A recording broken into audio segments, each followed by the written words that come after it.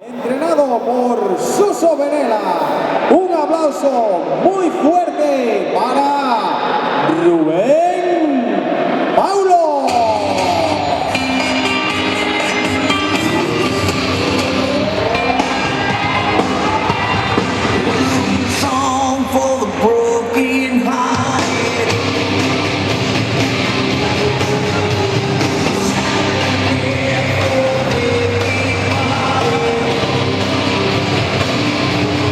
En la esquina azul del Boxing Narón, entrenado por Jesús Piñón.